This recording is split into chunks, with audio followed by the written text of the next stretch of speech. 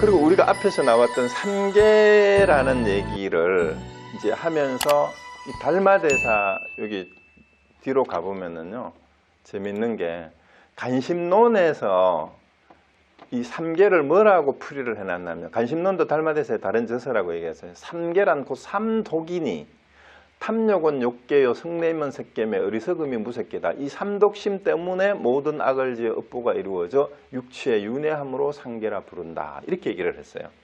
자, 그러면 결국은 삼독심도 마음이긴 마찬가지잖아요. 그러면 삼계가 삼독이라는 얘기는 우리가 알고 있는 욕계, 색계, 무색계가 바로 욕심과 성내고 어리석음으로 이루어진 세상을 삼계라고 한다라고 얘기하는 거예요. 이거 달마대사 아예 삼계를 이렇게 풀어버리는 거예요. 그 이것도 결국 뭔 말이에요? 전부 다 마음이다라는 얘기잖아요. 전부 다 마음이라는 얘기예요. 그러니까 삼계란 산독심의 다른 이름일 뿐이에요. 그래서 내 몸뚱이가 인간이라고 인간이 아니란 얘기예요. 뭐예요? 마음이 아까 얘기한 것처럼 남을 미워하고 해치려고 하면 그건 지옥 중생이고, 먹는 거를 나눠 먹을 줄 모르고 지 혼자 먹으려고 욕심을 내면 그게 악이고, 몸뚱이는 인간이지만 그런 거예요. 그래서 육도윤회는 죽어서만 하는 게 아니라 내가 마음을 어떻게 쓰느냐에 따라서 지옥 중생돼도 악이도 되고 천상계 인간도 되고 또 뭐도 돼요? 부처도 되는 거예요. 부처도. 그게 이 말이잖아요. 뭐가 부처냐 하니까 마음이 부처다 그랬잖아요. 그러면 결국은 우리가 육도윤회하는 중생과 부처가 결국 뭐라는 얘기, 어디에 있다는 얘기예요?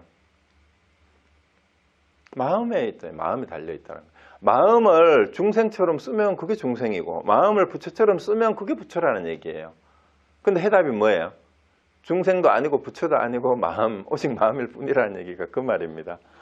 그래서 앞부처, 뒷부처라고 얘기하는 것도 결국은 그걸 알았는 사람은 먼저 안 사람이 앞부처고, 그걸 뒤에서 전해줘서 그 말을 깨달아서 전해준 사람이 뒷부처잖아요. 자, 그렇게 해서 이제 부처님의 깨달음의 정법의 혈통이 이렇게 전해졌다라는 걸 이런 식으로 이제 얘기를 하는 거예요. 그래서 이와 관련되는 재밌는 일화들은 순종에 너무나 많아요. 예를 들어서 그 뭡니까? 이제 마음이 부처다라는 얘기는 우리는 대부분의 불자라면 이건 수도 없이 들었을 건데, 이제 재밌는 그런 다른 얘기를 한번 해볼까요? 정반대로 옛날 시골에 어떤 농부가 있었는데 그 근처에 절에 노스님이 한 분이 계시는데 이 스님한테 물어보면 부처가 뭔지를 가르쳐주고 누구나 그 스님의 가르침을 들으면 깨달아서 부처가 될 수 있다고 소문이 났어요. 그 이 농부도 나도 그럼 그 스님을 만나 뵙고 부처가 뭔지 여쭤보고 깨달아서 부처가 돼서 살 수 있는가 하니까 당신도 그럴 수 있다고 누가 이제 지나간 스님이 얘기를 해준 거예요. 그래서 이 농부가 그 노스님을 찾아갔어요. 그래서 어떤 것이 부처입니까? 하니까 이제 이 노스님은 즉심시불이니라 이렇게 대답을 했는데, 노스님이 나이가 많아가지고 이빨이 다 빠져가지고 이게 막 발음이 세가지고 농부가 어떻게 알아듣냐면은 즉심시불을 집신시벌이니라 이렇게 말하는 걸로 알아들었어요. 그 집신시벌이라는 거예요. 집신시벌. 그러니까 부처님, 그 노스님은 즉심시불로 대답을 했는데 이게 발음이 불명확해가지고 즉심시불이라고 분명히 했는데,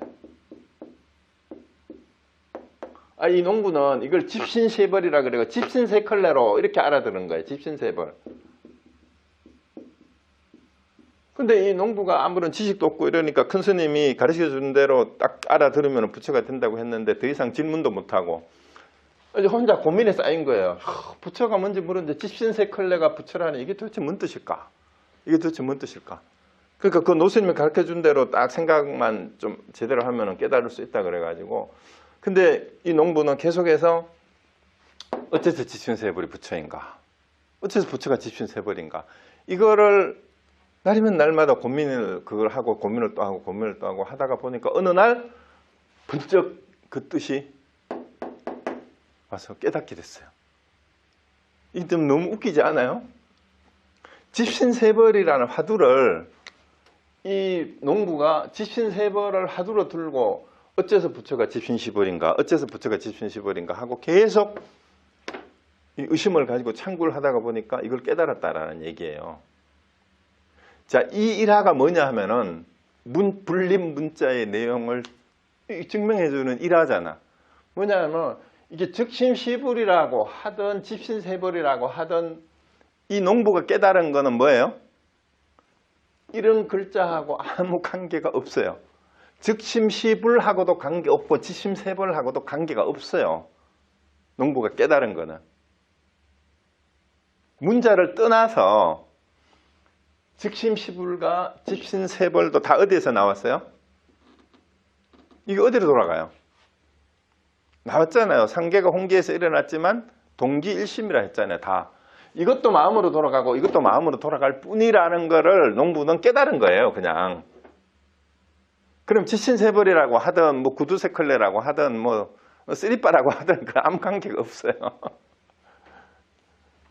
자, 여기에서 눈치를 채신다면 선종에서 마음을 깨달아야 된다라는 얘기가 뭘 얘기하려고 하는지를 빨리 눈치를 채셔야 돼요. 그러면은 요 문장의 본문을 다시 보세요. 마음이 뭡니까 도대체? 네가 묻는 게 네 마음이고 내가 답하는 게 내 마음이지. 그 마음이 없다면 누가 묻고 누가 답을 하겠냐 이 말이에요. 그러니까 무슨 질문을 하든 그게 어디서 나왔다는 얘기예요? 마음에서 나왔고 무슨 대답을 하든 그게 어디서 나왔다는 얘기예요? 마음에서 나왔어요. 그러면은 여기서 마음을 묻는데 진짜 마음은 뭐라는 얘기예요? 마음이 뭐뭐다라고 설명하는 문자에 있는 게 아니라 네가 질문하고 대답하고 내가 답하고 내가 지금 이렇게 말하고 여러분이 듣고 있는 그게 마음이 없으면 어떻게 되겠냐 이 말이에요. 그러니까 지금 말하고 듣는 그것이 누구인지를 돌아보라 이 말이에요. 마음이 없다면 어떻게 나에게 질문할 줄 알겠는가? 지금 어떻게 돼요? 여러분 제 말 들립니까? 들려요? 마음이 없다면 어떻게 들리겠습니까? 그게. 그러니까 안 물어도 돼요. 여러분이 줌을 보면서 내 얘기를 듣는 게 그게 여러분의 마음입니다. 그걸 떠나서 뭐가 어디 있어요? 그래서 이걸 알아채면 그냥 공부는 근성성불인데 그러면 불성이 뭡니까? 아니 불성도 마찬가지죠. 그럼 부처가 뭡니까? 부처도 마찬가지지. 여러분이 묻고 답하는 그걸 떠나서 불성이 따로 없고 부처가 따로 없어요. 그걸 마음을 그렇게 표현한 것 뿐이에요. 그래서 이제 그 보충 설명입니다. 뒤에는 끝없는 옛부터 움직여 동작하는 모든 시각과 모든 장소가 모두 그대의 근본 마음이며 끝없는 옛이라는 얘기는 여러분이 생겨나면서부터예요. 여러분이 모든 언제 어디서든 이 말이잖아요. 모든 시각과 모든 장소가 모두 그대의 근본 마음이며 여러분 마음 없이 그게 되겠냐. 본인도 마음인 줄도 모르고 잊어버리고 뭘 하는지도 모르고 하지만 결국은 그게 여러분 마음에서 다 하는 거예요. 그러니까 모두가 그대의 근본 부처다 이렇게 얘기를 하잖아요. 근데 그걸 모르고 그게 부처인 줄 모르고 여러분의 부처, 여러분 안에 있는 여러분의 부처가 그걸 하고 있는 거예요. 여러분이 깨달았건 못 깨달았건 그게 여러분의 부처다 이 말입니다. 그게 근본 마음이고 그게 불성이고 그게 근본 부처라는 얘기죠. 그래서 마음 그대로가 곧 부처라 하면 바로 이와 같다 이렇게 얘기했잖아요. 마음 그대로가 부처다라고 얘기했는 게 즉심시불인 말이 여기 나왔잖아요. 즉심시불. 이게 그 말이다라는 거예요.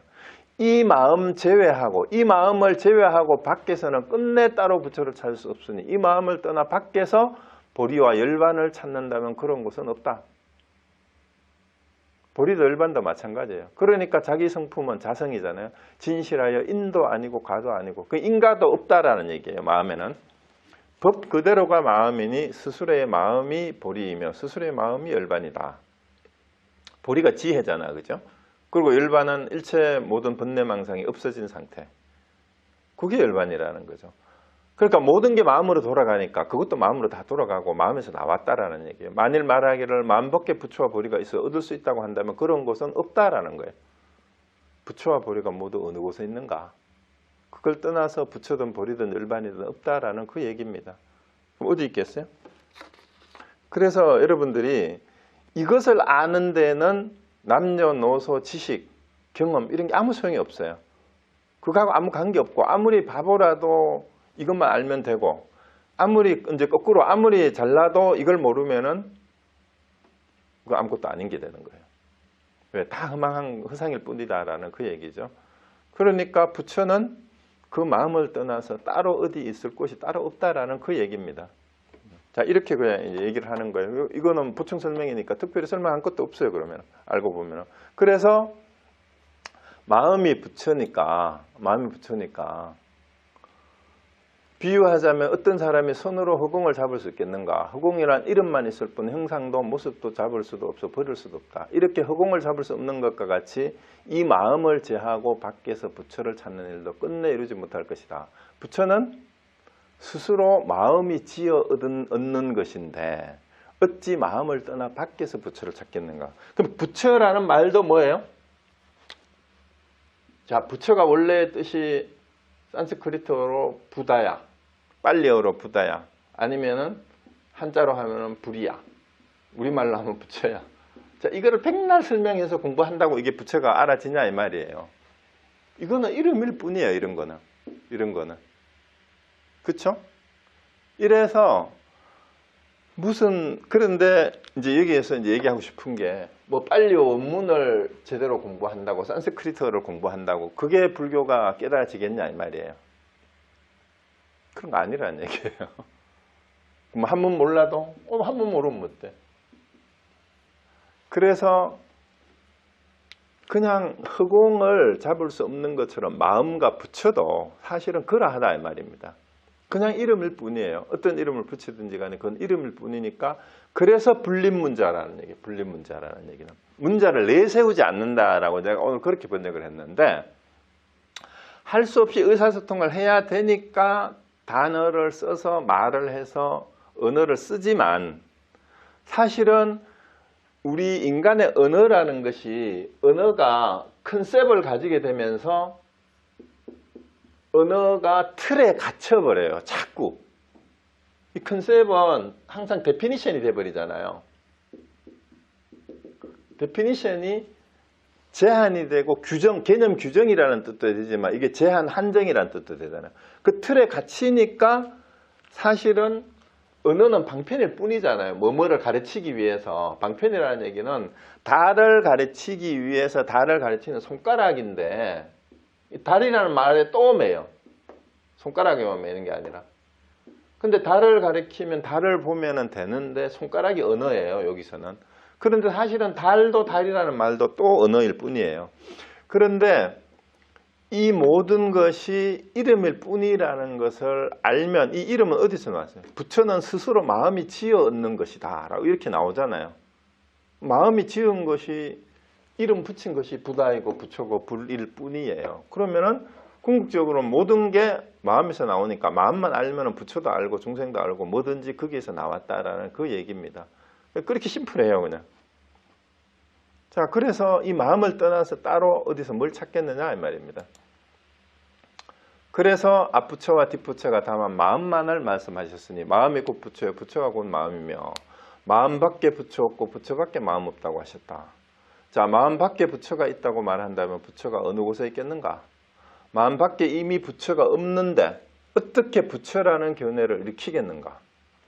서로 속여서 근본 마음을 알지 못하고 무정물에 얽매여서, 여기서 무정물이 뭘 얘기하는 걸까요? 뭘 무정물이라고 해요? 우리 인간을, 중생을 뭐라고 얘기해요? 한자로 유정이라고도 하잖아요. 무정물이라는 말은 생명이 없는 물건인데 여기서 구체적으로 뭘까요? 근본 마음을 알지 못하고, 여기서 무정물은 뭘 얘기하는 걸까요? 불상이에요. 불상. 부처. 불상. 마음 부처가 아닌 불상. 무정물이니까. 부처는 우리 마음이니까, 여기서 말하는 근본 마음을 알지 못하고 무정물에 얽매여서 우리가 이제 만들어 놓은 불상이든 아니면은 경전에 기록된 글자든 이게 다 무정물이에요. 불상이나 경전의 글귀. 그 경전의 글귀 자체가 무슨 생명이 있는 거 아니잖아요. 그런데 대상에 얽매여 가지고 자유롭지 못하다라는 얘기가 그 말입니다. 불상이나 경전의 문자예요. 문자나 불상 이런 게 무정물에 해당이 됩니다. 그래서 이런 것들이 근본 마음을 알지 못하고 불상이나 문자에 얽매여 가지고 그거를 숭배하고 있으면 이거 정말로 얼마나 웃기지 못하고 자유롭지 못하고 그게 노예가 된 거 아니냐 이 말이에요. 그 불상에서 절하고 이런 거 마찬가지잖아요. 뭔 뜻인지도 모르고. 자, 그 다음에 만일 믿지 못한다면 스스로를 속이는 것이니 이익이 없다. 이거를 제대로 모르면 부처는 헛물이 없지만 중생이 생각이 뒤바뀌었다면 전도된 이 말이고 한자 원문이 전도예요. 중생 전도라고 마지막 줄에 나오죠. 이 깨닫지 못하고 자기의 마음이 부처인 줄 알지 못한다. 자기의 마음이 부처인 줄 안다면 마음 밖에서 부처를 찾지 마라. 그래서 내 마음이 부처인 줄 안다면 마음 밖에서 부처를 찾지 마라 그랬는데, 자 이렇게 얘기를 하는데도 또 후대에 이와 관련된 또 재밌는 얘기가 무궁무진하게 많은데 하나만 오늘 더 얘기를 하면, 마조스님 알죠? 마조스님 제자 가운데 대매하상이라는 분이 있었어요. 대매가 있는데 대매법상이라고. 마조스님을 뵙고 어떤 것이 부처입니까? 하고 대매하상이 마조스님한테 물으니까 마조스님이 즉심시불이라고 얘기를 했어요. 즉심시불이라고 여기처럼. 그러니까 이 말을 듣고 대매는 바로 깨달았어요. 그냥. 그래서 이제 산에 가가지고 암자를 짓고 띠집을 지어가지고 그 암자를 사면서 거기에서 살고 몇 년을 그러고 이제 혼자 수행을 하고 있는데, 이제 마조스님이 어느 날 문득 생각이 났어요. 그 몇 년 전에 그 사람이 와가지고 즉심시불이라는 말을 듣고 그 암자에 머문다는 얘기를 듣는데 제대로 수행을 하고 있는지 다른 제자를 보내가지고 시험을 해본 거예요. 그래서 다른 제자가 이제 이 대매하상을 찾아갔어요. 그래서 이제 하긴이 저 스님께서는 어떤 연유로 해서 여기에 와서 이렇게 뭡니까? 여기 이러니까 이제 대매 스님이 내가 마조 스님이 즉심시불이라는 말을 듣고 여기 와서 머무노라 이렇게 얘기를 한 거예요. 즉심시불이라는 말을 듣고. 그러니까 이제 마조 스님이 시킨 대로 이 학인이 뭐라고 했냐면, 요즘 마조 스님의 법문이 불법이 달라졌습니다. 이렇게 얘기한 거예요. 요즘 마조 스님 법문이 다릅니다. 어떻게 달라졌느냐?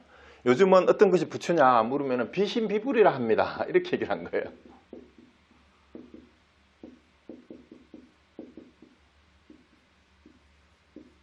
옛날에 대매하상은 마조가 즉심시불이라는 말을 듣고 깨달아서 여기 와서 살고 있는데, 그 다른 제자가 오더니 요즘 마조 스님의 법문이 달라졌습니다. 어떻게 달라졌냐? 요즘은 비신비불이라 합니다. 이런 거예요. 그러니까 대매가 뭐라고 했어요? 그 노장이 아직도 사람들을 혼란시켜 어지럽힘이 그침이 없구나. 그 노친네는 비신비불이라 하라 하고 나는 여전히 즉심시불이라 한다. 이렇게 대답을 하고 돌려보낸 거예요. 그러니까 이제 학인이 와가지고 이제 마조 스님한테 보고를 했죠. 그렇게 얘기를 합니다. 하니까 이제 마조 스님이 뭐라고 하냐면, 여봐라 대중들아 매실이 익었느니라 이렇게 얘기를 했어요. 그 대매라는 말이 이게 매실매자를 쓰거든요. 대매하상. 매실이 익었다라는 말이 뭔 말이에요? 공부가 제대로 푹 익어서 제대로 되고 있구나라고 이렇게 얘기를 한 거예요. 그래서 이 일화를 얘기를 해주고 한 15년, 한 20년 전에 와가지고 즉심시불하고 비신비불이 무슨 차이가, 어떤 차이가 있는지 누가 한번 얘기해 볼 사람이 있느냐라고 물으니까 어떤 토교사 한 분이 이걸 설명을 하시더라고. 그러길래 제가 우리 그 교사님은 마조 스님의 뜻은 꿈에도조차 보지 못했습니다. 내가 이제 이렇게 얘기를 했어요. 그러니까 얼굴이 빨개져가지고 나한테 막 대들더라고. 그러면 여기서 자 오늘 내용이 뭐예요? 불림 문제예요. 불림 문제이기 때문에 즉심시불이라는 문제에 걸리지 말아야 된다고 얘기했죠. 그럼 즉심시불이나 즉심시불이나 집신세컬레라고 하는 거나 집신세짝이나 즉심시불이나 이거하고 아무 관계가 없으면 비신비불하고는 뭔 관계가 있을까요? 아무 관계가 없어요. 이거를 글자를 풀려고 하지 마세요. 이걸 글자를 풀이라 한다고 여러분이 깨닫는 거 아니고 부처가 되는 거 아니에요. 마음이 곧 부처다라고 얘기를 한다고 자기가 못 깨달으면 이건 아무것도 아니에요. 그럼 마음도 아니고 부처도 아니다라는 말을 들어도 이걸 아무리 분석해도 그게 답이 안 나와요. 그러면 이 말이 맞고 이 말이 틀렸냐? 그러면 이 말이 맞고 이 말이 틀렸냐? 그런 것도 아니에요. 자, 그럼 오늘 답이 있어요. 어디에 있어요? 삼계, 홍기, 동기, 일심. 자, 삼계에 이 말이 이게 다 들어가잖아. 이렇게 얘기하다. 이게 했던 그게 다 어디로 돌아가요? 마음으로 돌아가요. 그러면은 뜻이 여기에 있는 게 아니고 이건 뭐예요? 이건 손가락이에요, 전부 다. 달은 어디가 달일까요? 오늘 있는 걸로 말을 하자면 굳이 일심이라고 얘기했는 그 일심에 있어요. 그럼 일심은 여기 있는 이심이 아니란 말이에요. 이 글자가 아니고 여러분이 지금 화면을 보고 나를 보고 내 얘기를 듣고 있는 그게 여러분의 마음이에요.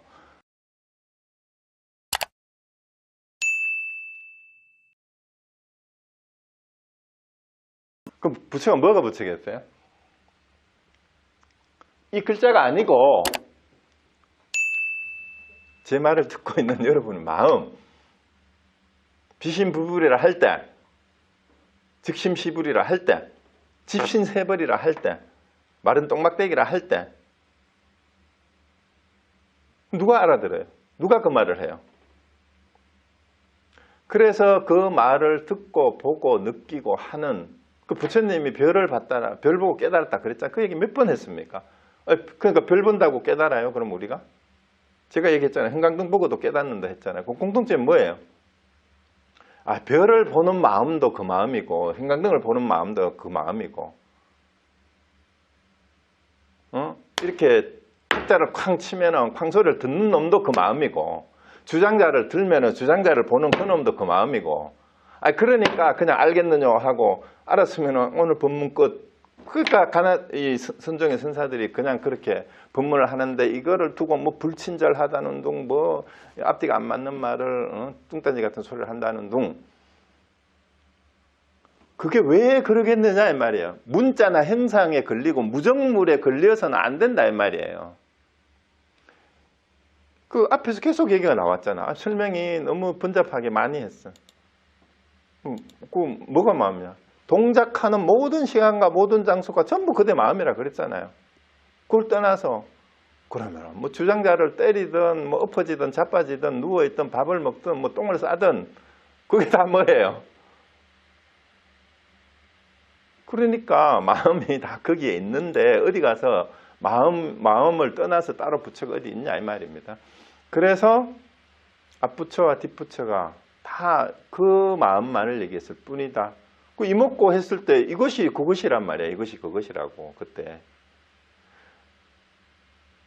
그래서 무정물에 얽혀서 자유롭지 못하는, 믿지 못하면 스스로 자기를 속이는 거다 이 말이야. 자기를 속이는 거. 자기가 맨날 보고 듣고 맨날 그러고 가지고 다니잖아. 항상 쓰잖아요. 그래서 부처는 허물이 없어요. 그 생각이 중생들이 생각이 뒤바뀌어 가지고 부처가 어디 따로 있는 줄 알아. 자꾸 밖에. 그 자기 마음이 받치는 줄 모르고 자꾸 밖에서 부처를 찾는다 이 말이죠. 그래서 밖에서 찾지 마라.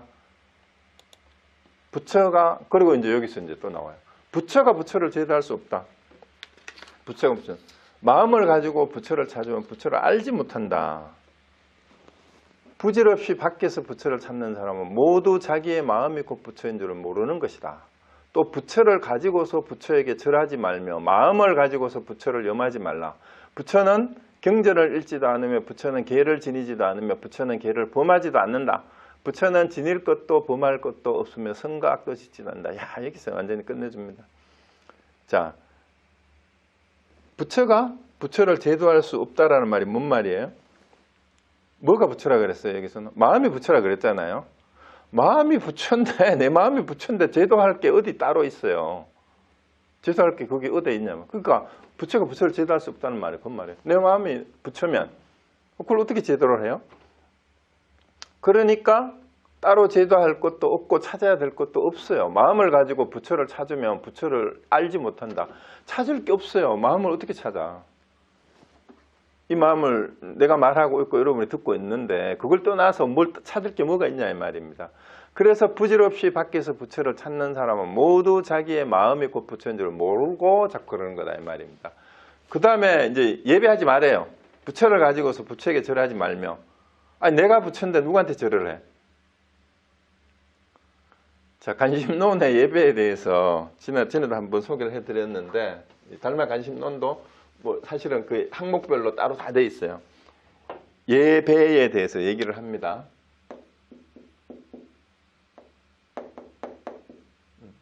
이렇게 예배. 예는 경이요, 배는 복이라. 이게 뭐냐면 여기는 공경이라는 뜻이에요. 예는 예배를 하는데, 예는 공경하는데 뭘 공경하느냐? 자기 마음 부처를 공경할 뿐이요. 공경. 이 간심론에 나오는 말이에요. 예배를, 예는 경인데 누구를 공경하냐? 자기 마음에 있는 본래 부처를 공경하고, 복은 복종, 굴복이에요. 복종한다. 뭘 굴복시켜야 되느냐? 암안심과 무명을 굴복시키는 것이, 그것이 배다, 이렇게 얘기를 하는 거예요. 그럼 우리가 절을 할 때 뭘 해야 돼요? 누구에게 절을 해야 돼요?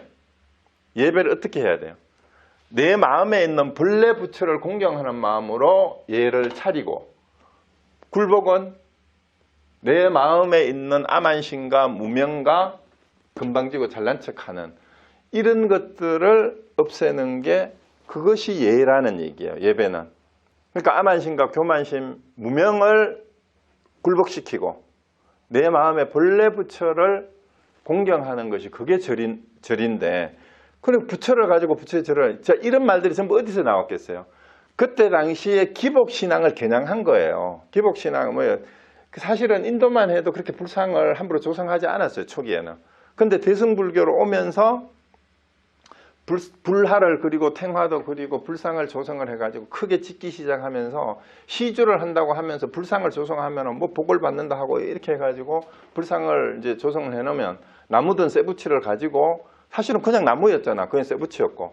근데 불상을 조각만 만들어 놓으면은 그냥 나무가 쓰러져 있을 때는 거기에다가 갖다 대고 오줌도 누고 그냥 걸터 앉아가지고 놀더니만, 아니 불상을 깎아 놓으면은 거기에 그냥 돈도 갖다 놓고 음식을 갖다 놓고는 절을 자꾸 해대는 거야. 그런데 그거를 이용하는 게 정토종이 그때 당시에 이제 기복신앙하고 결합해가지고 타락한 거예요. 기도라는 명분으로. 그 얘기를 이렇게 대놓고 까버리는 거예요. 네 마음이 부처인데 어디 가서 그런데 절을 하느냐. 그 무정무의 그거잖아요. 불상, 문자. 그리고 부처에게 부처의 절을 하지 말며 마음을 가지고 부처를 염하지 마라, 이렇게 하는데, 이게 원문이 뭐냐 하면요, 그 위에 있죠. 마음으로서 염불 하지 마라, 이 말이에요. 부득 장심 염불. 우리 농담으로 노니 염불한다, 이런 말 있죠. 염불하지 말고 그냥 노세요. 노는 게 부처야. 염불하는 사람은 부처가 덜 돼서 부처 찾고 있는 거야. 이제 바꾸세요. 노니 염불하지 말고 어때요? 부처가 뭔지 모르는 사람은 염불 열심히 하고, 부처가 된 사람은 놀아요. 그냥 놀아.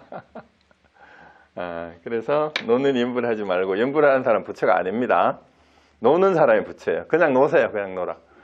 그래서 왜? 부처를 가지고 부처를 염불하지 말아요. 마음을 가지고 부처를 염하지 말라. 왜? 아니 마음이 부처인데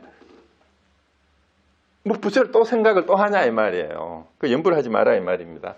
이것도 이제 기복신앙을 두고 비양되는 겁니다. 그래서 염불이, 염자가 여기 지금 위에가 지금 금자잖아요. 밑에가 마음심자고. 그러면 염한다라는 게 뭐예요? 지금 마음이라는 뜻이, 지금 마음. 그럼 염불을 어떻게 해야 돼요? 지금 마음이 부처다, 이렇게 염불을 하면 돼요. 지금 마음이 부처다. 그게 염불이에요. 너무 이 글자가 멋있잖아요. 그래서 염불을 하는 이제 부처에게 부처에 절하지 말고 마음을 가지고 부처에게 염하지 마라, 이 얘기가 당시에 형식에 얽매이고 이론에 얽매이고 기복신앙화 해가지고 기도하고 염불하는 데 떨어져서 진짜 깨닫는 거 수행하고는 관계없이 가고 있는 불교계, 당시의 불교계를 그냥 이렇게 작사를 내버리는 거예요. 그리고 부처는 경전도 읽지 않고, 부처가 경전을 왜 읽어? 내가 부처인데, 그죠? 부처는 계를 지키지도 않아요. 범하지도 않아요. 부처는 계를 지내야 될 계도 범해야 될 계도 없다, 이 말입니다. 부처는 지낼 것도 범할 것도 없고 선과 악도 짓지 않는다. 이러니까 이제 육조단경에서도 불사선 불사악이라는 얘기가 이제 다 이런 근거를 가지고 나오는 거예요. 그래서 내 마음이 부처면 모든 것이 마음에서 나왔다라는 거예요. 예배를 하는 것도 연부를 하는 것도 경전을 독송하는 것도 계를 지니고 범하지 않고 하는 선악을 짓는 것도 전부 다 마음이 하는 짓일 뿐이다라는 얘기를 이렇게 표현을 한 겁니다. 그래서 이거는 이 메시지는요 이대로 그냥 너무 쉽게 직역을 해보면은요 이게 얼마나 강력한 메시지인가 알잖아요. 지금도 대부분의 스님들이나 이제 불자들에게 이 내용 갖다가 법당에서 얘기를 해줘 보세요. 이거 따라하는 사람들 거의 없어요. 그러니까 지금 절대 다수는 전부 다 기복신앙에 빠져 있고 전부 다 그러면서 열심히 하는 게 그것이 자기들이 독실한 불자라고 이렇게 다들 칭찬을 하고 있는 게 현재의 현실이에요. 그래서 형식적인 예절을 지키지 말라는 얘기가 아니에요. 그게 불교의 본연이 아니다 이 말이에요. 불교의 본분이 그런 게 아니다라는 얘기야. 그래서 그럼 뭘 해야 되나, 뭘 하라는 얘기라는 거죠. 그 마지막에 만일 부처를 찾고자 한다면, 진짜 깨닫고자 한다면 이 말이에요. 반드시 성품을 보아야 한다. 자기 본래 마음이 뭔지 그 견성해야 된다 이 말이에요. 견성해야 된다. 그래서 여기서 내세우는 게 견성성불이 빠지면 그건 불교가 아니다라고 이렇게 선언을 하는 거예요. 그래서 제가 앞에서 얘기했잖아요. 불교 역사상 가장 급진적이고 근본주의적인, 금전주의적이고 급진적이란 말은 레디컬이라는 뜻이에요. 레디컬하다 그러잖아요. 레디컬이 근본주의라는 뜻이거든요. 그래서 왜 철저하게 일체의 부수적인 그런 것들을 다 용납하지 않고 오직 견성성불 그거 외에는 얘기할 게 없다라는 얘기예요. 다만 부처를 찾고자 한다면 반드시 성품을 봐야 된다. 견성해야 된다. 견성해야 이 말입니다. 성품을 봐야 곧 부처다. 만일 성품을 보지 못한 채 연부를 하거나 경을 읽거나 재계를 하거나 계를 지닌다 하더라도 아무런 이익이 없다. 견성하지 못한 채로는. 연부는 좋은 인가를 얻고 경을 읽으면 총명해지며 계를 지니면 하늘에 태어나고 보시를 하면 복된 가보를 받지만 이거는 세속적인 이익이에요. 세속적인 이익. 그런데 궁극적인 이제 선종에서 내세운 궁극적인 목표는 모두가 견성성불을 하는 게 목표인데 견성성불 하는 데는 아무런 도움이 안 된다 이 말이에요. 견성성불 하는 데는. 그래서 성불하지 못한 채로는 이 전제가 그거예요. 성불하지 못한 채로는 연불이든 뭐 독경이든 재계든 이런 것이 세속적으로는 좋은 인가를 얻고 총명해지고 뭐 천상에 태어나고 보시를 하면 복도 받고 복된 가보를 받아 이거는 맞아요. 세속적으로는 그래요. 그렇지만 견성을 못한다면 이제 핵심이 그겁니다. 견성을 못하면 부처는 끝내 찾을 수 없다. 왜? 견성이 부처를 보는 거거든. 성품이 마음이 부처라고 했으니까 견성이 부처를 보는 거예요. 그 똑같은 말이에요. 견성성분이란 말은. 왜? 마음이 부처니까 마음을 여기서 성으로 본성으로 표현했는 것 뿐이잖아. 그 마음을 제대로 알면 이 말이에요. 견성, 본다라는 얘기는. 마음의 대상이 아니기 때문에 볼 수가 없죠.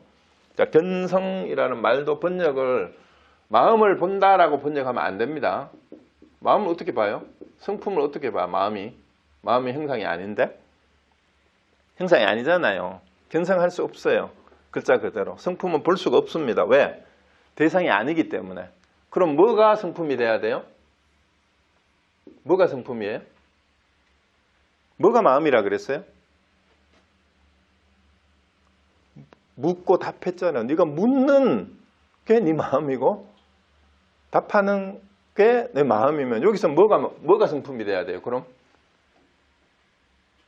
아니, 보는 것이 성품이 돼야 되지. 그렇지 않아요? 성품을 보는 게 아니고 이게 성품이 대상이 되면 안 된단 말이에요. 대상화되면 안 돼요. 이걸 대상화해버리면 우리가 경전을 읽을 때 항상 문제가 제가 음악영 할 때 기억하실지 모르지만 이 얘기를 했어요. 첫 번째 음악영을 할 때 모든 경전은 어떻게 읽어야 된다? 현재 진행형으로 읽어야 된다.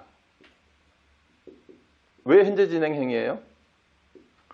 경전은 2000년 전에 나왔던 1000년 전에 나왔던 그거는 글자는 그때 처음으로 이제 유포가 됐지만 경전을 읽고 있는 지금의 나는 내 삶이 경전을 지금 이제 이걸 읽어요. 이제 약욕, 몇불, 수시, 견송 이렇게 읽고 있잖아요. 읽고 있는 거는 현재 나의 읽는 그것이 내 부처란 말이에요. 현재 진행형으로 읽어야지 내 삶을 내가 사는 거예요. 그 두 번째 뭐라고 했어요? 현재 진행형으로 읽는 거에 부과되는 게 항상 내가 그 순간에 내가 항상 주연이야. 그러니까 읽는 내가 고구절을 읽을 때, 부처를 읽을 때 내가 부처고 수보리를 읽을 때 내가 수보리고 이렇게 돼야 돼요.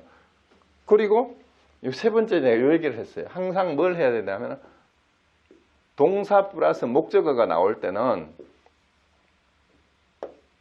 특히 목적어에 해당되는 자리에 절대적인 의미를 가지고 있는 부처라든가 마음이라든가 뭐 성품이라든가 불성이라든가 진리라든가 깨달음 이런 얘기가 나왔을 때 이거를 목적어로 읽으면은 안 돼요. 왜? 이거는 목적어로서 대상화될 수 없는 성질이거든. 마음이든 부처든 그렇잖아요. 그럼 어떻게 읽게 돼요? 목적어는 내가 동사가 목적어를 동사한다. 우리는 기본적으로 문장을 그렇게 이해를 하잖아요. 그러니까 목적어를 우리 이렇게 읽잖아요. 목적어를 여기 목적 동사한다 이렇게 되는데 이렇게 읽으면 항상 목적어가 대상이 돼버려요. 대상이. 그럼 대상이 되면 분리가 돼. 주객이 분리가 돼요. 그런데 마음이 부처가 깨달음이 대상이 될 수 있겠어요? 이 성품을 본다. 여기 마찬가지. 성품을 본다. 이게 보아지냐고 안 돼요. 성품은 대상이 아니기 때문에 볼 수가 없어요. 그럼 어떻게 읽어야 돼요? 이렇게 읽지 말고 동사하는 것이 목적어다. 이렇게 읽으면 대상화가 되질 않아요. 보는 것이 성품이다. 그럼 됐잖아요. 그럼 마음이 뭐라 그랬어요? 네가 묻는 것이 마음이야. 내가 대답하죠. 내 대답하는 것이 마음이야. 여기에서 다 끝났어요. 사실은. 오늘 눈치를 좀 챘으면 좋겠어요. 그래서 이거를 떠나서 항상 목적, 이게 논리적으로는 깨달음이나 부처다, 본성이다, 불성이다 이거를 어떤 그 깨달아야 되는 추상적인 목적으로 생각을 하면 절대로 깨달을 수 없어요. 부처는 끝내 찾을 수 없어요.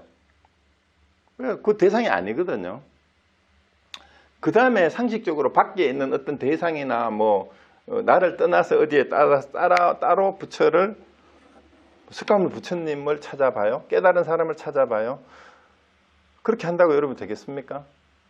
여러분 석가모니 부처님이 한생한다면 여러분이 그 부처님 만나서 친견을 하면 여러분이 깨달을 것 같아요? 아니요. 부처님 당시에도 많은 사람들이 깨달은 사람들이 좀 못 깨달은 사람이 더 많아요. 사촌 동생이 대답하면 죽이려고까지 했고 이제 법화경에서는 지어는 얘기지만 부처님이 설법을 하려고 하는데 5,000명의 비구 비구니가 사부 대중에 다 그냥 일어나서 떠나버렸잖아요. 요즘은 안 그럴 것 같습니까? 부처님이 한생에서 이 땅에 다시 와도 마찬가지예요. 그럼 어떻게 해야 돼요? 그 부처가 다시 오는 걸 여러분이 알아보려면 여러분이 부처를 볼 수 있는 안목이 없으면 부처는 못 찾아요. 왜 못 찾느냐? 밖에서 찾으려고 하니까 못 찾아요. 대상이 아니거든. 전불, 후불. 여러분이 후불이 돼야 돼요. 미래의 부처가 아니라 후불이 되면 안 되고 여러분이 지금 뭐가 돼야 돼요? 즉불이 돼야 돼요. 즉불. 즉불, 현불이. 지금 여러분이 부처가 되고 현재 지금 여기에서 부처가 돼야만 여러분이 바로 불교 공부를 하는 게 되는 거고 그게 견성성불이에요. 그 견성성불은 앞으로 이제 해석을 성품을 보고 부처를 이룬다가 아니에요. 보는 그것이 성품이고 그래서 이루어진 부처다. 성불은 부처를 이루긴 뭘 이루어요? 원래 부처인데.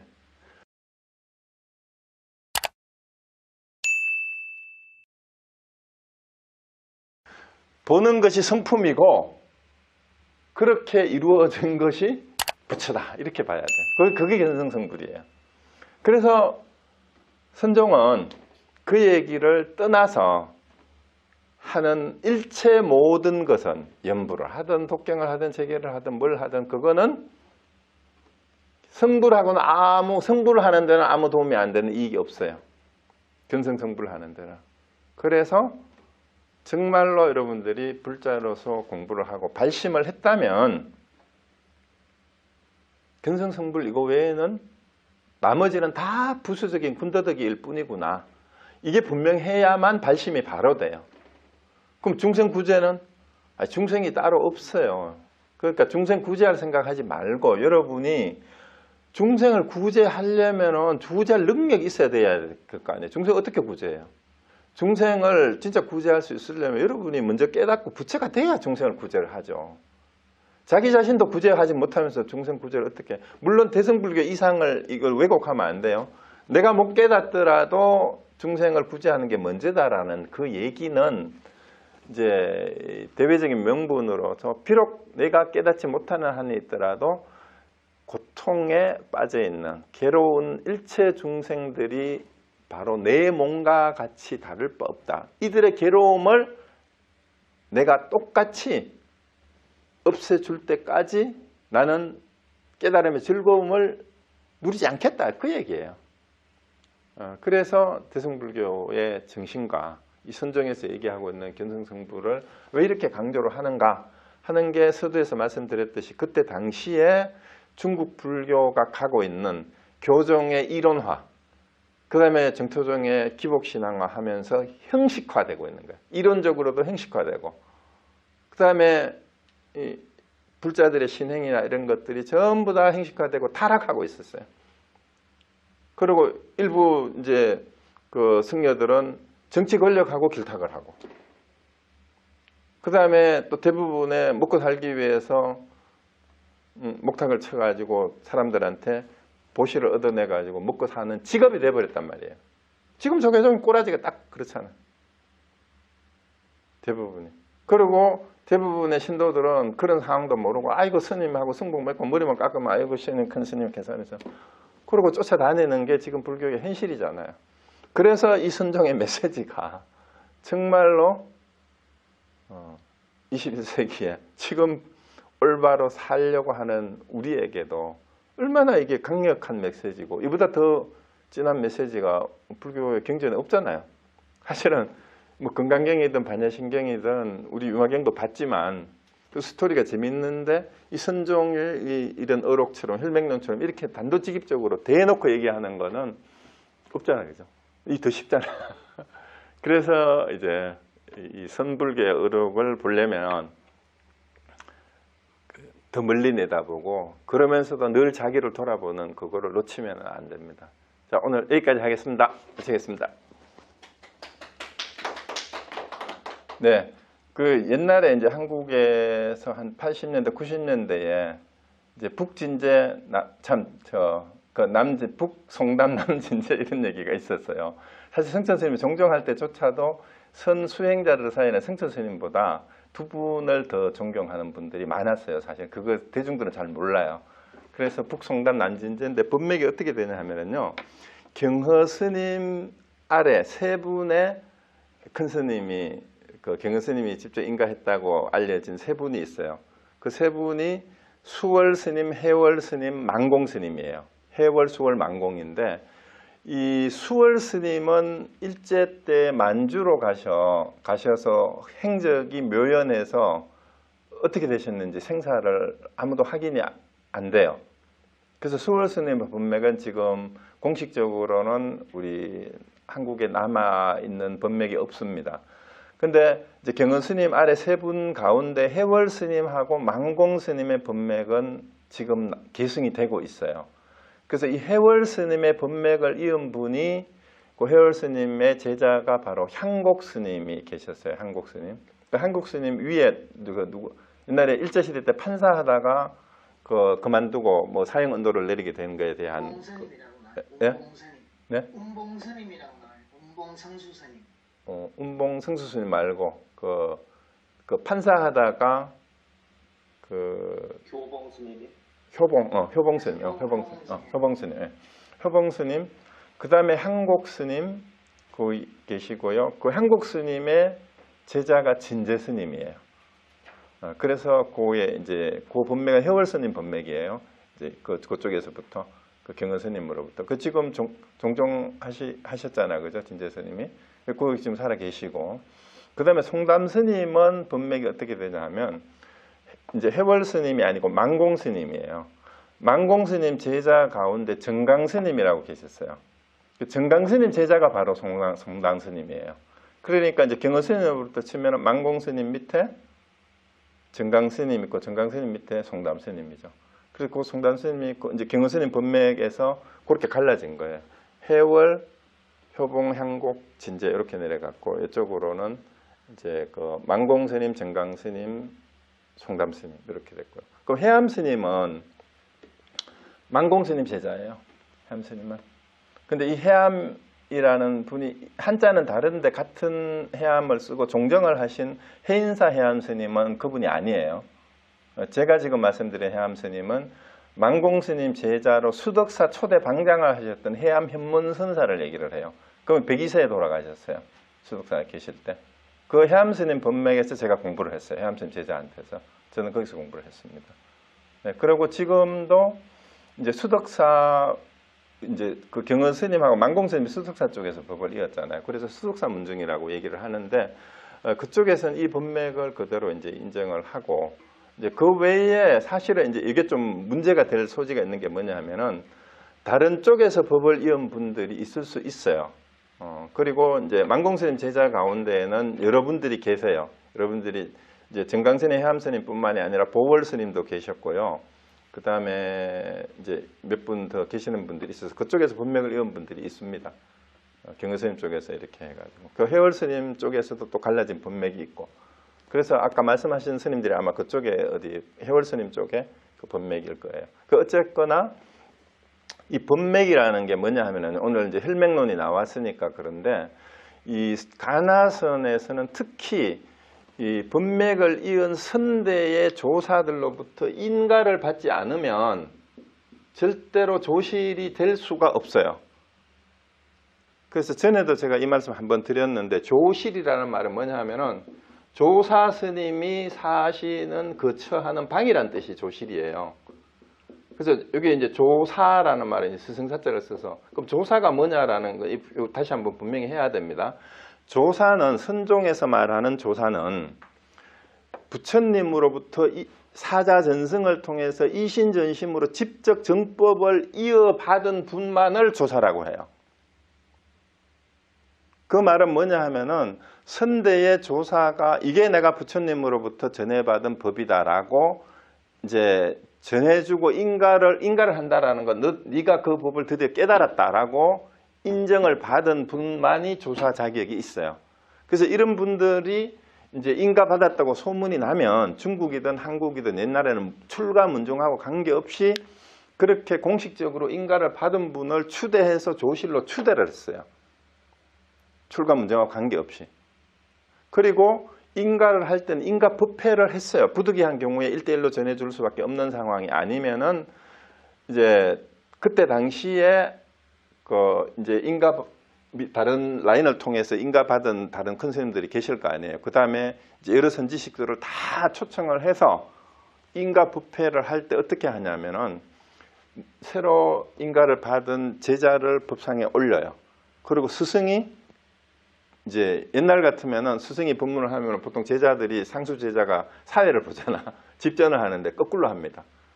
그래서 그때는 스승이 제자를 법상에 올리고 삼배를 하고 그 인가받은 사람이 법문을 하게 해요.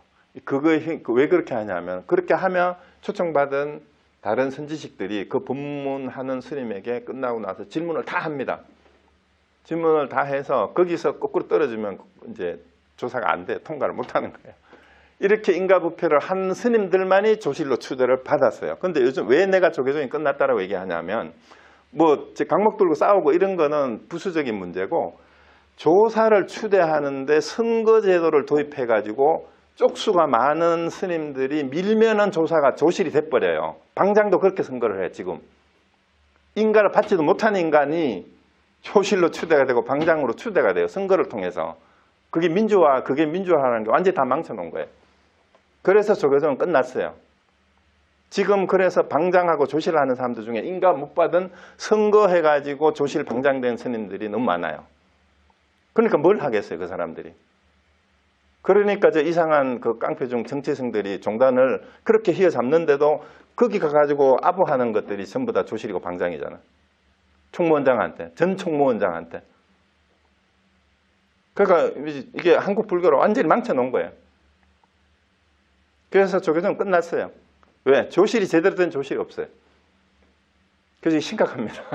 제가 흥분해요. 이걸. 그래서 이게 너무 심각해요, 사실은. 그래서 이 조실하고 방장은 적어도 선거를 하려면 역대 법맥에서 인가를 받은 사람을 후보자로 추대를 한 다음에 선거를 해야 돼. 근데 거기에 후보 자격도 되지 않는 사람을 이 제자만 많으면 그냥 추대를 하는 거예요. 그러니까 뒤로 전부 뒷거래에서 돈을 주고받고 하다가 안 되면은 이제 감옥 돌고 싸우고 이렇게 되는 거죠. 근데 그런 사람들을 큰 스님이라고 쫓아다니는 신도들이 더 한심해요. 더 한심해. 예, 그래서 지금 이제 한국 불교는 사실상 끝났어요. 말법 시대 중에 최고 말법 시대. 그러니까 옛날 스님들에도 그런 얘기가 나오잖아요. 저게 나비는 공부하지 않고 백이들이 공부를 한다. 그 말이 뭐예요? 출가 승려들은 공부 안 하고 이제 세속의 신자들이 공부를 하는 그런 시대가 돼버렸다라는 얘기인데, 사실 이렇게나마 공부를 하고 관심을 가지고 제대로 수행을 하는 우리 불자들이 있어서 그 불교가 오히려 살아남아요. 물론 스님들 중에도 그렇지 않은 스님들이 있어요. 수행만 하면서 제대로 정법을 수호하면서 그렇게 하시는 분들이, 우리가 이제 거론했던 이제 공개적으로 지금 살아계시는 송담 스님이나 진재 스님 같은 분이 계시는데, 송담 스님 어떻게 했어요? 조계종이 그렇게 하니까 하도 개판으로 하니까 탈종해버렸잖아요. 그거 여러분 아셔야 돼요. 송담 스님이 왜 조계종에서 나와버렸겠어요? 하도 그런 마구니 같은 것들이 종단을 휘어잡고 있으니까 주지선거하네 무슨 뭐 방장선거하네 이러면서 뒤로 협박을 하고 돈 가지고 하고 이러고 하니까 그런 종단에 몸을 담고 있는 게, 그러니까 경허 만공 정강스님의 법을 이은 분 송담 스님이잖아요. 그런 분이 조계종을 나와버렸어요. 탈종 공고를 내고. 이게 얼마나 심각한 일인데. 그런데 조계종 불자들이 그런 내용을 잘 모르고 있어요. 참 심각합니다, 그런 게. 그래서 오늘 말씀 잘 하셨어요. 제대로 공부를 해야 됩니다. 제대로 공부를. 그렇게 하셔야 돼요. 그리고 우리 선종에서는 승속을 구분하지 않고, 그 다음에 제가 하나 얘기 나온 김에 아까 숭산 스님 얘기를 했잖아요. 숭산 스님은 그럼 누구냐? 숭산 스님은 망공 스님 제자 중에 고봉 스님이라고 계셨어요. 고봉 스님의 제자가 숭산 스님이에요. 그러니까 문맥을 제대로 이은 분이죠. 그러니까 그 정법이 있으니까 미국의 하버드 대학에 와가지고 그런 콩글리시로 You ask me, I answer you, this is love 이렇게 말하는 이 말을 듣고 현각 스님이니 이 하버드 예일 출신들의 그 똑똑한 미국 젊은이들이 장래가 촉망되는 그런 젊은이들이 딱 때려치우고 출가하잖아요. 그리고 당시에 살아계실 때 20세기의 4대 생불 가운데 한 분이 숭산 스님이었잖아요. 그 달라이라마, 베트남에 얼마 전에 돌아가신 틱나탄 스님, 그 다음에 넘버 3로 꼽히는 게 우리 숭산 스님이었어요. 근데 한국에서는 그걸 제대로 살리지도 못하고 이상하게 돼버렸어요. 그래서 그 분명히 있었던 분이고, 그 다음에 숭산 스님이 어떻게 하시냐면 승속을 구분하지 않았어요. 공부를 시키는데. 그리고 전에도 한번 그 말씀 드렸죠. 음악영 할 때 그 얘기 했는데, 이제 숭산 스님이 법회를 할 때는요, 이제 자리에 서열이 있어요. 서열이. 그러니까 이제 거기는 법사, 지도법사, 선사 이런 호칭을 줘요. 이제 숭산 스님 미국식으로 이걸 약간 이제 만든 건데, 그냥 법사는 이제 하두 가운데 이제 숭산 스님이 제시한 하두 가운데 일정 정도를 통과하고 수행을 몇 년 이상 하신 분은 일반 신도들을 지도할 수 있도록 법사를 줘요. 그 다음에 거기에서 좀 더 수행을 하고 하두를 일정 정도 더 탕마를 하면 지도법사로 하고, 그 다음에 지도법사에서 또 하두를 다 탕마하고 마지막에 최종 인가를 해주는 사람들을 선사라고 호칭을, 우리가 선사할 때 그 선사에 참선할 때 그 선사 호칭을 줘요. 그 선사 칭호를 받아서 최종 인가를 받은 분들이 미국에 몇 분이 계세요. 숭산 스님 제자 가운데 외국 스님들 중에도 있어요. 그런데 여기 우리 LA에도 지도법사 한 분이 계시는데 한국 분인데요. 이분이 지도법사 인가를 받을 때 했던 얘기를 저한테 해주시더라고. 어떻게 했느냐 하면은 자기가 법사에서 지도법사가 될 때 이제 숭산 스님하고 그 숭산 스님 제자들 중에 선사 지도법사들이 다 모인 거예요. 모을 수 있는 부분 다 모여가지고 그분들이 무작위로 질문을 했대요. 무작위로 질문을 해서 그 질문에서 선배 지도법사나 선사들이 그 질문에 대한 답이 아니야, 그거 아니야, 틀렸다 하면은 그날 지도법사가 못 되는 거예요. 그래서 폴박 그 지도법사라고 그분 계시는데 그분이 무슨 질문을 받았냐 하면은 선배 그 지도법사한테 경전에 젖소는 물을 먹고 우유를 만들고 독사는 물을 먹고 독을 만드는데 너는 물을 마시고 뭘 만드느냐 이렇게 이 질문을 했대요. 그래서 그분이 어떻게 했을 것 같아요? 여러분은 거기 어떻게 답하겠어요? 재밌죠? 젖소는 물을 마시고 젖을 만들고 독사는 물을 마시고 독을 만드는데 너는 물을 마시고 뭘 만드느냐 이랬네요. 어땠을 것 같아요, 그분이? 여러분은 뭐라고 대답하실 할 수 있겠어요? 그 보사님은 어떻게 통과가 됐느냐? 그 질문이 나오자마자 뿔떡 일어서서 바지를 내리고 슈 해버렸대요. 그런 거예요, 여러분. 그래서 어쨌거나 우리 사실 법맥이 살아 있어요. 법맥이 살아 있으니까 그래도 절망적이진 않아요. 조계종의 스님들한테는 별로 기댈 게 없지만 그래도 조계종 안에도 그런 분들이 아직 남아 계세요. 너무 그렇게 함부로 모든 스님을 그렇게 보지는 마세요. 그러니까 일단 여러분들이 공부를 하시면, 공부를 하고 나면 제가 지난주에도 그 얘기 했잖아요. 화두를 하고 나니까 교리도 제대로 이해가 되고 그 다음에 가나선을 하고 나니까 오히려 위파사나든 묵조선이든 다른 것들이, 다른 방편들이 오히려 이해가 다 되고 그걸 내칠 게 아니라 다 포용할 수 있는 눈도 생기고 힘도 생겼다 그랬잖아요. 그래서 한번 집중해 보시기 바랍니다. 또 다른 질문 있으세요? 없으시면 마치고 다음에 또 뵙겠습니다. 예, 마치겠습니다. 감사합니다. 네.